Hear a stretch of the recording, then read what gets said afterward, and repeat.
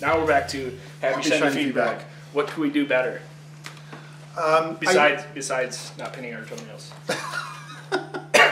I'm not going to tell that story. You want me to tell the story, but I'm not going to tell the story about my own toenail painting. All right. But I'm not going to tell that story. Can we get a close-up on the toenails? I don't think we need to do that. They're actually hideous. They haven't been done in a while. There are a few people at Hashrocket with painted toenails. Most of them have children that are daughters. Right. Thanks for throwing me under the bus. Okay, well, since I threw you under the you can cut that part if you don't. In terms of feedback, I think one thing is that I think that Hashrocket is still on a honeymoon period with the company itself, with working with the tools. I think we're all on a kind of honeymoon period working with Ruby on Rails. The tools are still getting better almost every month. The plugins are still coming out that are solving problems, so it's very exciting working with these tools, plugging them together. So I think everything is still in a honeymoon period. And I don't know if Hashrocket is as clearly aware that this is still the early period. Certainly. Well, we talked about this earlier, and I look back at Hashrocket started a little bit. It was November of 2007, and looking back to that, it's changed so much. We were 5 people at that time, and I don't even know how many people work for us anymore. But we've gone from a dingy little office to our nice new space here on the beach, and we've reconstituted a lot of our practices. We switched from Subversion to Git. I mean, that's one of the real strengths of this company is that we're able to change, and people are willing, if not, searching it out. I think that's one thing that I attribute a lot of our success to is OB's ability to change and everybody else's ability to find ways to improve processes and improve the way we do our work. So what else did we have as what were the other things? The tool's not old. We're all developers. Oh yes, everyone here at Hashrocket is a developer, and I think that That's not true, actually. Andrew is a designer. So there are 183 developers. So let's see, there's probably 15. Yes. So there's roughly 15 people. Most of them are developers working in paired teams, and one designer. Yeah.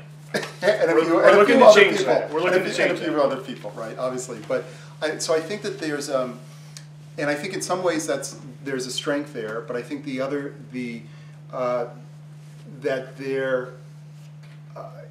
I think for organizations for your clients and for other organizations to fully understand what the web means and what the technology tool means, it's very important for developers to be working side by side with the subject matter experts and the business people. Absolutely. Our most successful projects have been when we've had on-site clients. And when you lose that, even if you have a daily stand-up or a remote person available whenever you need them, it's just not the same. The ability to turn to that person, turn to the subject matter expert and say, hey, we're going to do this, is that okay? Or you told us to do this, you really don't want to do that. We need to shift this early and not, build on that and then come back and have to try and change it. Right, and I think it's very important for the business people, and in the case of nonprofits, the subject matter experts to really understand how facile these tools are, how plastic the media is, and they can only really see that if they get to work side by side with someone. And there's also, I think, if there's a risk that Hashrocket has if you're only developers working together to kind of have I love the developer culture. I think the developer culture is very important for organizations to have because it's a do-it-yourself. It's a hacker. We can bend these tools to our will attitude.